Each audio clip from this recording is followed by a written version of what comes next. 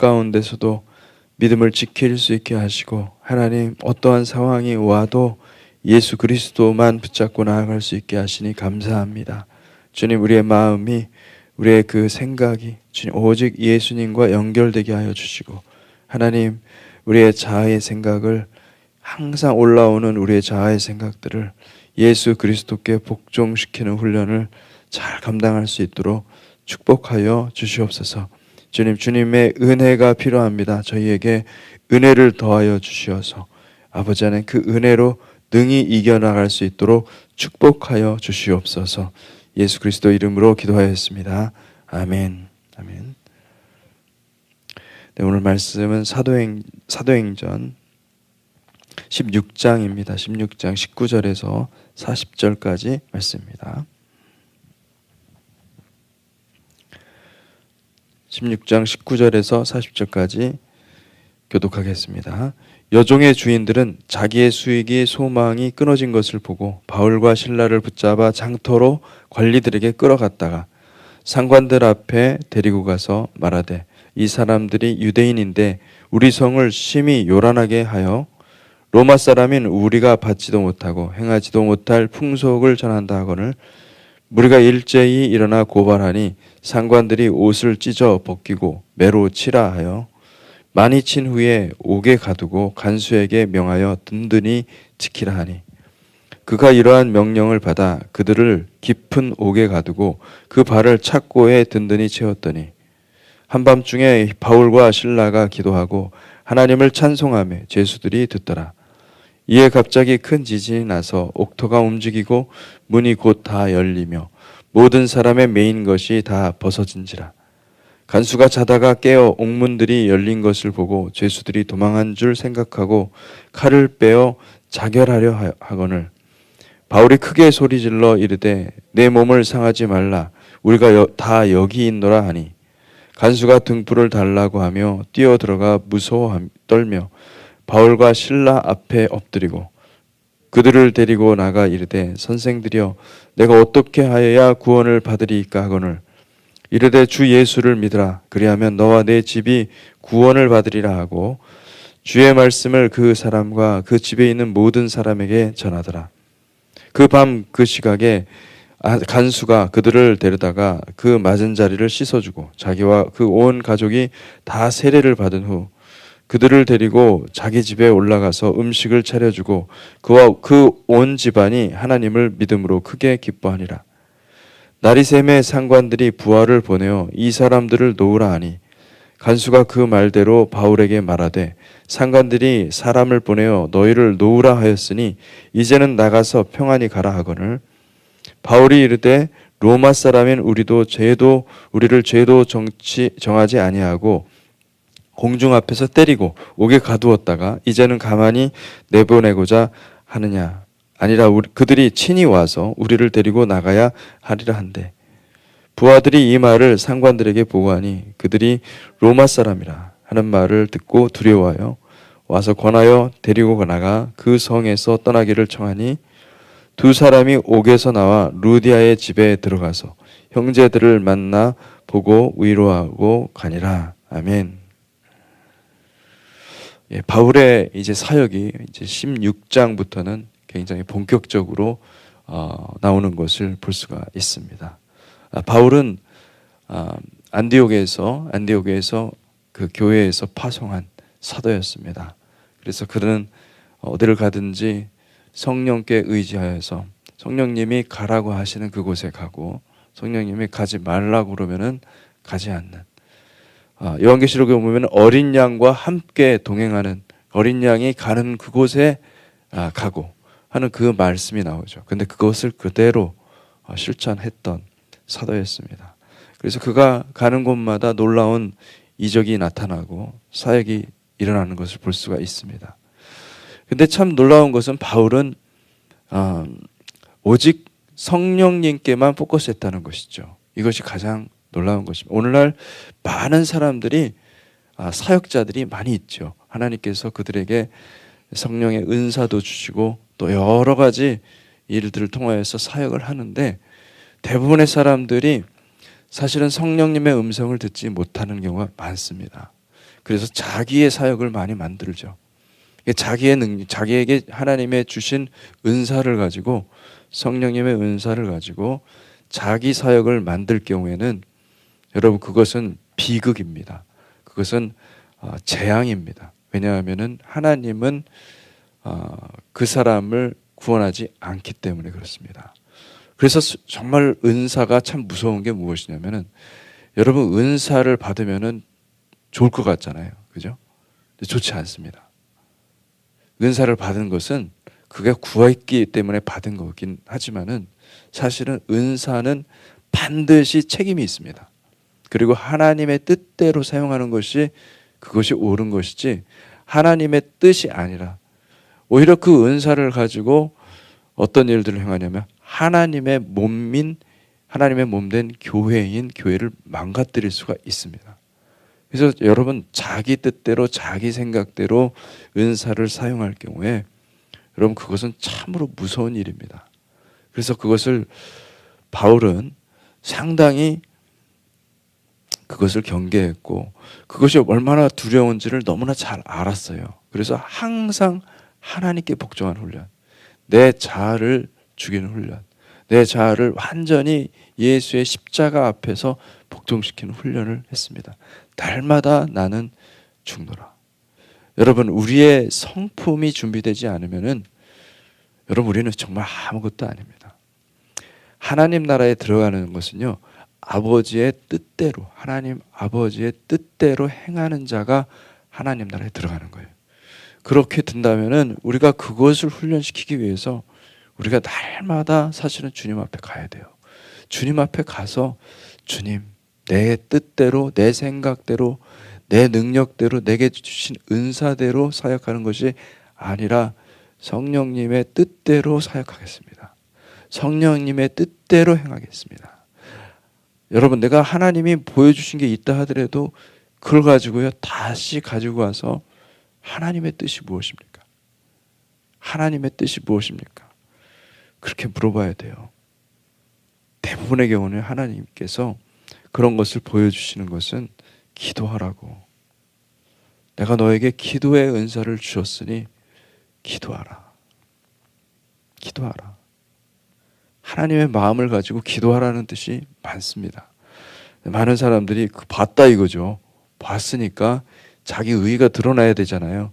그러니까 가서 뭐 내가 봤대니, 여러분, 교회를 다 그냥 쑥대밭으로 만드는 것은 그런 식으로 들어오는 거예요. 예, 정말 조심하셔야 됩니다. 그래서 우리가 19절을 읽었잖아요. 19절부터. 근데 그 전에 보면 16절부터 이렇게 보면요, 우리가 기도하는 곳에 가다가 점치는 귀신 들린 여종 하나를 만나서 점으로 그 주인들에게 큰 이익을 주는지라. 여러분, 이 세상은요, 결국은 이게 사실은 이 점치는 사람이다, 이 귀신 들린 여종이다, 이 사람은 귀신 들린 거, 그러니까 악한 영에 사로잡혀 가지고 소위 말하는 무당들이죠. 무당이에요. 무당을 통해서 그 뒤에서 돈 벌어먹는 사람이었던 거죠. 사람들이. 오늘날도 마찬가지입니다. 여러분, 무당들 많죠? 그 사람들이 용하죠. 다 맞추잖아요. 근데 그 사람들의 일부는요, 진짜 도사들입니다. 점쟁이, 정말 잘 맞춥니다. 근데 이 사람들의 목적이 뭔지 아십니까? 돈입니다. 권력자들이 찾아오고 돈 막 쥐어주면은, 그 사람들이 원하는 대로 해주고. 옛날에 그 발람 선지자가 있었죠. 이스라엘에 대해서 저주를 퍼부어라. 근데 이 귀신, 그러니까 귀신이 아니라 성령께서 제어하셨어요. 그 발람을. 그러니까 여러분, 유대인들은 그렇게 생각합니다. 이 발람이 이방인이었지만은 성령을 안 사람이었다, 이렇게 생각을 합니다. 왜냐하면 성령께서 주시는 이스라엘에 대한 축복을 하는데, 근데 이 모압에서 뭐라고 합니까? 그 사람들이 이제 가가지고 돈을 줘가면서 뒷돈 거래를 한 거죠. 그러면서 어떻게 할 수 있겠냐. 이스라엘의 음란을 풀어놓으라. 그러니까 이 솔루션을 알고 있었던 거예요. 이게 결국은 발람은 누구냐면은 성령에 취한 사람이 아니라 자기 이익을 추구하는 사람인 거죠. 근데 발람의 교훈을 받아서 그렇게 살아가는 사람들이 있다고 그러는 거죠. 여러분, 우리가 성령의 은사로 사역을 해야 됩니다. 하나님께서 주신 성령의 은사들이 너무너무 많습니다. 이게 단지 어떤 예언의 은사라든지 아니면 어떤 초자연적인 권능을 행하는 은사만 성령의 은사라고 생각하지 마세요. 어떤 분들에게는요, 눈물을 주시래요. 근데 하나님께서 생각하는 그 마음, 근데 기도할 때 그렇게 눈물이 나. 이 사람은 은사가 아무것도 없는데 우는 거야. 여러분, 그 성령의 은사예요. 그 눈물이 얼마나 값진 눈물인데. 어떤 사람은요, 정말 두들겨 패도 눈물 하나 안 나오는 사람이 있습니다. 정말로. 근데 성령님이 주시는 눈물은요, 굉장한 눈물이거든요. 정말 그 뜨거운 눈물을 흘리면서 기도하는 사람이 있어요. 여러분, 성령의 은사예요. 귀한 은사예요. 그걸 통해서 하나님 일하시거든요. 근데 나는 보여지는 것도 없고 들리는 것도 없고. 여러분, 할렐루야. 얼마나 귀한 은사예요. 너무 귀한 은사예요. 순종하십시오. 주님의 자리에 나가는 거예요. 나가서 기도하셔야 돼요. 여러분, 섬기는 은사 얼마나 귀한지 아십니까? 정말 제가 아무리 얘기를 해도 정말 아무리 강조해도 지나침이 없는 게 바로 이 섬김의 은사예요. 헌금하는 것도요, 초자연적인 은사입니다. 여러분, 이게 사람의 생각으로 헌금이 됩니까? 인간적인 생각에 사로잡힌 사람들은요, 헌금할 수 없어요. 근데 성령에 사로잡힌 사람들은요, 과하게 헌금합니다. 왜? 성령님이 강권함으로. 근데 그거 한번 순종한 것으로 인해서 하나님 나라에서 그것이 기록이 돼요. 이게 어마어마한 것을 우리가 알지 못하는 거죠. 여러분, 하나님께서 가장 중요한 것은요, 이 사역하는 자들에게 중요한 것은 다른 게 아닙니다. 바울이 행한 것처럼 순종하는 거예요. 성령님에 순종하는 거예요. 성령님께 순종하는 것이지 나의 사역을 만들어가고 저 같은 경우도 그렇죠. 교회 큰 교회 만들어가지고 여러분 그렇게 할 수 있을 거예요. 저는 제가 이렇게 보니까 유명한 목사님들은 유명세를 치르더라고요. 유명해지니까 그걸 의식하지 않을 수가 없는 거예요. 그러면 계속해서 복음이 띵해지는 거예요. 얇아져요. 물을 타야 되거든. 수많은 공격들에 대해서 자기가 방어를 하기 위해서 그 많은 시간을, 설교 시간을 자기 방어하다 끝나요. 여러분, 이게 하나님의 뜻일까요? 아니라고 저는 그렇게 생각합니다. 여러분, 우리는 유명해지면 안 돼요. 유명해지는 것이 얼마나 어리석은지 알아야 돼요. 교회가 커지고 교회가 여러분 교회 커질 거예요. 우리 교회, 주님의 공동체 교회. 그런데 교회가 커지면은 우리는 무엇을 해야 되냐면 반드시 파송을 해야 됩니다. 아멘. 예, 교회가 제가 저의 이 머리의 한도는 120명 안팎일 거예요. 우리 어른들 120명 정도 되면은 그때부터는 진짜 죽도록 파송을 해야 돼요. 예, 두세 사람 짝지어가지고. 아니면은 파송이 안 된다. 아니, 나는 절대 파송하기 싫습니다. 그러면 나를 파송시켜 주십시오. 아니, 내가 파송을 하든지 아니면 파송을 하든지, 파송을 받든지 아니면 파송을 하든지, 둘 중에 하나를 해야 돼요. 목숨 걸어야 됩니다, 여러분. 안 그러면은 교회가요, 세상에서 빛을 발할 수가 없습니다. 교회가 커진다고 교회가 하나님께서 영광 받는 게 아닙니다. 교회의 생명력을 지켜야지, 교회 생명력이 없으면은 여러분 그건 무슨 의미가 있겠어요? 이 작은 교회도 생명력이 없어가지고 지금 막 주여 살려주십시오 이렇게 기도하는데 여러분 커지면은요 그러면 기업이 되는 거죠. 가만히 있어도 사람들 다 들어요. 복음 전하지 않아도 사람들 들어옵니다. 여러분 그게 축복일까요? 축복 아니라고 생각해요. 다 망하는 겁니다. 복음 들고 나가십시오. 아멘. 여러분이 그 처한 환경을 주신 것은 예수 그리스도의 복음을 증거하기 위해서 그 상황을 주신 거예요. 그러면 그 상황에서 여러분 엎드려서 기도해야 됩니다. 하나님 오늘도 붙여주십시오. 그리고 내게 전할 말을 주십시오. 어떤 걸 전해야 될지 내가 나한테 주십시오. 그 전할 말씀을 주시면 그것을 전하는 거죠. 그것으로 그 순종으로 다한 거예요. 우리는 그날 사명을 다한 거라고 생각하시고 그렇게 살아가야지. 우리가 여러분 교회 자꾸 사람들 많이 모아서 뭐 하겠다는 거예요. 예. 아주 멋진 행사 만들고 사람들 다 야 이것이 교회 크리스천 라이프야. 이거 아무 의미 없어요, 여러분. 그렇게 하고서 천국 못 가면 어떡합니까? 무서운 거죠. 재앙입니다. 여러분 우리가 자아를 죽여야 됩니다. 우리 자아는요 어떻게든 성공하려고 그러고요. 어떻게든 자기 이름을 내려고 그래요. 바벨탑 쌓았던 사람들이 자기 이름을 내려고 그렇게 우리가 성과 대를 높이 쌓아가지고 우리가 흩어지는 걸 면하고 자기 이름을 높이려고 하는 게 그게 인간의 본성입니다. 우리의 자아의 본성이에요. 바벨탑의 후손들이에요. 여러분 우리가 정신을 차려서 우리의 자아를 주님 앞에 완전히 깨뜨리는 저와 여러분들이 되시기를 주님의 이름으로 축복합니다. 아멘.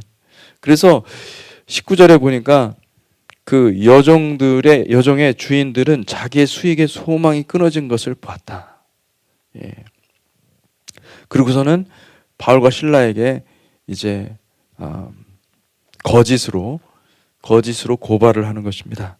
그러니까 21절에 보니까 유대인인데 우리 성을 심히 요란하게 하여 로마 사람인 우리가 받지도 못하고 행하지도 못할 풍속을 전한다. 이렇게 거짓으로 이제 고발을 하는데 이 거짓으로 고발하는 데는 어떤 단계가 들어가냐면요. 반드시 해석이라는 단계가 들어갑니다. 근데 우리가 이 해석이라는 건 내 생각이거든요. 내가 이 현실, 사실을 있는 그대로 우리는 볼 수가 없고 항상 내 이성, 내 생각이라는 필터링을 통해 가지고 그것을 보게 돼 있습니다. 그 내 마음에 무엇이 있느냐에 따라서 내 마음의 그 색깔, 내 마음의 어떤 그 의중, 취향, 의향에 따라서 이 모든 사건, 이 객관적인 사실이 해석으로 바뀌는 거죠. 내가 해석한 걸 가지고 얘기를 하는 거거든요. 그래서 이 해석을 오해를 하는 거죠. 잘못된 해석을 하고 세상은요 오해를 합니다. 여러분 예수 그리스도를 복음을 증거하면 복음은 너무나 복된 소식인데 예수 그리스도께서 우리를 구원하셨다. 이것이 전부다. 이거 복된 소식인데 이렇게 전달할 때에 사람들은 오해합니다. 오해할 수밖에 없습니다. 왜냐하면 초자연적으로 그들에게 계시가 임한 것이 아니라 그들은 내추럴 이성, 이 자연적인 그 생각으로 받아들일 때는 이 복음이 이게 거리끼는 거거든요. 힘든 거예요. 그래서 여러분 복음을 전하면 반드시 무엇이 따라오냐면은 오해가 생기는 거예요. 해석이 잘못된 해석이 나와서 그 잘못된 해석이 사람들에게서 오게 되는 거죠.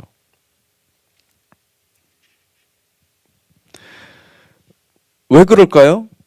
그 근원에는 사탄이 있습니다. 사탄은요, 계속해서 오해하게 하고, 잘못된 생각을 심어주고, 그래서 그것을 공격을 하는 겁니다. 이 교회도 마찬가지예요. 교회가 생명력을 유지하려면요, 복음이 강하게 전달돼야 돼요. 선포돼야 돼요. 그리고 복음이 강하게 선포되면은 그때는 반드시 사탄의 역사가 있습니다. 어떻게 해요? 사람들의 생각을, 오해를 집어넣고 잘못된 생각을 집어넣고 자기 생각을 넣어줘요. 그래서 교회가 어떻게 합니까? 법이요 그러고 내 생각에는 뭐 하면서 내 의견은 뭐 이러면서 자기 생각을 관철하려고 겸손한 척하면서 자기 생각을 얘기를 하는 그런. 여러분, 하나님의 뜻은 뭐냐면 내 생각을 깨부셔서, 그죠? 내 생각이 가루가 되고 주님의 뜻대로 하옵소서. 할렐루야. 쟤를 보내소서가 아니라 나를 보내소서. 이게 돼야 되죠. 그죠? 그래서 복음이 선포되면 야, 위대한 복음이다. 주님, 쟤를 보내소서. 우리는 그러거든요. 근데 그러면 안 됩니다. 나를 보내소서. 할렐루야. 여러분, 성령께서 기뻐하시는 사역은요, 그 순종입니다. 순종. 순종하는 주의 백성들이 되시기를 축복합니다. 그래서 그들이, 여러분, 우리가 참 조심해야 될 것이 여러분의 우리의 말이에요. 크리스찬들은 정말 조심해야 될 건 우리의 말이에요. 내 생각을, 이게 내 생각인지 성령께서 주시는 생각인지 분별하고 말하시는 게 중요한 거예요. 교회 내에서 마찬가지입니다. 교회 내에서 성령께서 주시는 생각인지 내 생각인지, 내 생각 자꾸 말하다 보면은 여러분, 내가 사탄에게 쓰임받는 사람이 될 수 있어요. 그게 무서운 거예요. 이마에 오른손이라고 그랬잖아요. 그죠? 제가 주일날에도 제가 그런 말씀을 했지만은 원래 신명기 6장에 나와 있는 그 말씀은 이마와 왼손입니다. 유대인들은 거기는 뭐 왼손 오른손 나와 있지는 않지만 유대인들은 왼손에다가 그 경문을 차거든요. 왜 왼손이라고 그랬죠? 왼손은 오른손이 아니기 때문에. 오른손은 무슨 뜻입니까? 나의 힘, 나의 능력, 내 힘의 근원이에요. 내 자아예요. 그것을 죽이고 오로지 순종하겠다는 거죠. 하나님의 말씀. 근데 이 마지막 때 666은 뭡니까? 짐승의 표는? 짐승의 표를 어디다가요? 이마와 왼손입니까? 오른손이에요. 그 자기 의로 충만하고 자기의 뜻, 자기의 생각에 자기 의에 옳지 않으면 그게 아무런 은혜를 못 받아. 여러분, 제가 그런 얘기 했죠. 은혜 받으러 오지 말라고.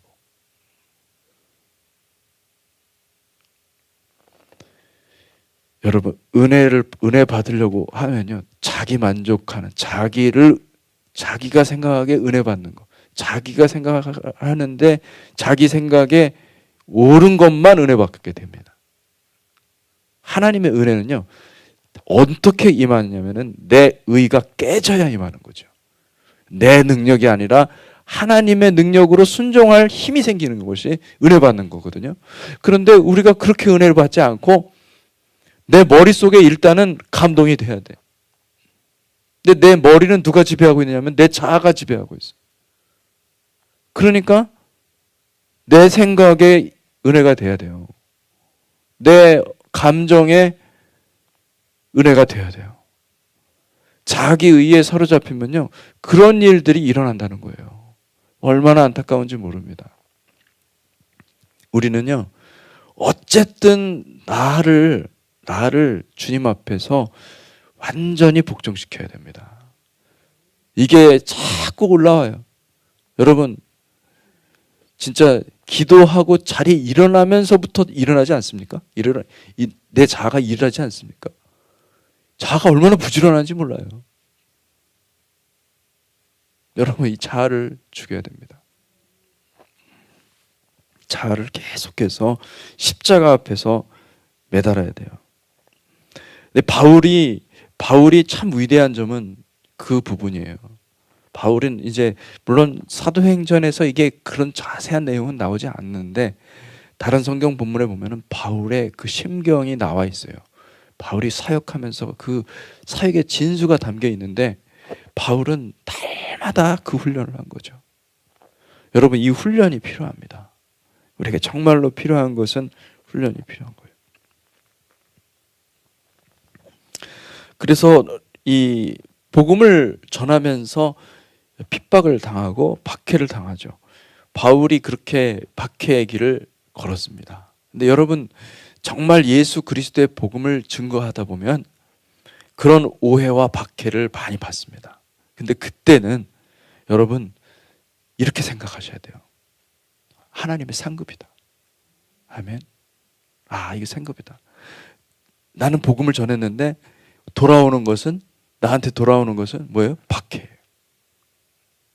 오해. 사람들의 수많은 오해. 그 오해받을 만한 짓을 안 했는데도 오해가 생기거든요. 참 희한해요. 이 세상 사람들의 생각은요, 성령님의 취해서 하는 것이 아니라, 성령님이 주는 생각을 하는 게 아니라 자기 생각에 이제 보니까 자기가 볼 때 그렇다 이거죠. 그리고 그거 옳은 줄 알고 있고 그것을 진리라고 전하는 거죠. 얼마나 오해가 많습니까? 이 세상 사회를 참 가만히 보십시오.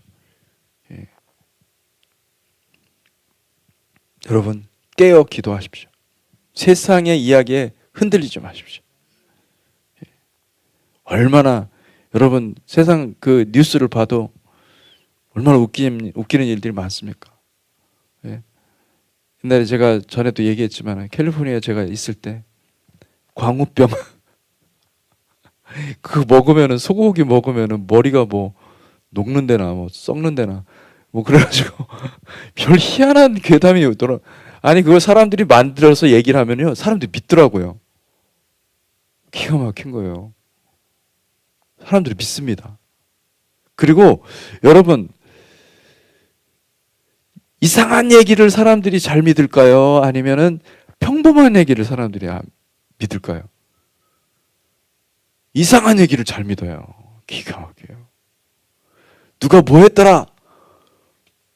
가만히 좀만 한번 다 뒤집어서 생각해 보면은 그게 아닌데 이렇게 생각이 들 법한데 이상하게도 그런 얘기를 잘 믿어요.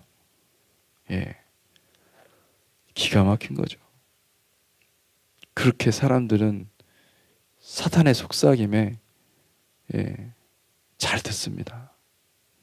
여러분, 사람들만 그런가요? 우리도 그래요. 우리도 내 음성, 이 사탄을 통해서 자아에게 주는 자기 음성을 듣고 살아가는 경우가 너무 많습니다. 그 음성을 듣지 마세요. 자꾸 사탄은요 우리를 허물어 버리려고 그래요. 어떻게? 우리를 죽이려고 그래요. 야, 네가 뭔데? 하면서 계속 공격해요. 사탄의 음성 듣지 마세요. 하나님의 음성을 들으세요. 하나님은 우리를 왕 같은 제사장으로 삼으시기를 원하십니다. 하나님의 음성을 듣고 하나님의 자아 정체감을 분명하게 세우고, 그리고 자꾸 사탄이 들려주는 나를 약하게 만들고 나를 허무는 그런 사탄의 음성에 대해서는 예수 이름으로 여러분이 쳐내셔야 돼요. 그래서 그것을 듣지 말고 주님이 듣는 주님의 음성을 듣는 훈련을 하셔야 됩니다. 그래서 우리의 내면이, 우리의 속사람이 강건해져야 돼요. 강건해져서 복음에 충실한 사람들이 되시기를 주님의 이름으로 축복합니다. 아멘. 그런 분들이 우리 주님의 공동체 교회 성도님들은 모두가 다 그런, 한 분도 빠짐없이 다 그런 분들이 됐으면 좋겠어요. 그래서 이곳에서 모였을 때는 복음을 듣고, 그리고 복음으로 충만해지고 성령으로 충만해지고, 그리고 나가서는 박해를 받을지언정 복음을 증거하는 사람들이 되시기를 주님의 이름으로 축복합니다. 우리 같이 기도하겠습니다. 하나님 아버지, 주님, 이 바울의 모습을 보면서 바울이 얼마나 예수님만 생각하고 예수님을 따라가기를 원하였고, 정말 바울은 예수님을 만난 사람입니다. 내가 어떻게 하면 예수를 증거할 수 있을까? 정말 그것을 위해서 자신의 생을 걸었던 사람입니다. 하나님, 우리도 그렇게 예수를 따라가기를 원합니다. 예수 생명을 내 생명으로 알고 그렇게 살아가기를 원합니다. 주님, 세상적인 생각, 세상에 주는 달콤한 생각들 주님께서 다 깨뜨려 주시고 하나님 예수 그리스도로 충만한 삶이 될 수 있도록 인도하여 주시옵소서. 우리의 생각과 우리의 감정과 우리의 구원받지 못한 우리의 모든 의지들 주님 다 부서뜨려 주시고 순전한 영혼이 되게 하여 주시고 아버지, 우리 속사람이 강건하여져서 주님의 뜻을 이룰 수 있도록 하나님 축복하여 주시옵소서. 감사하며 예수님 이름으로 기도했습니다. 아멘.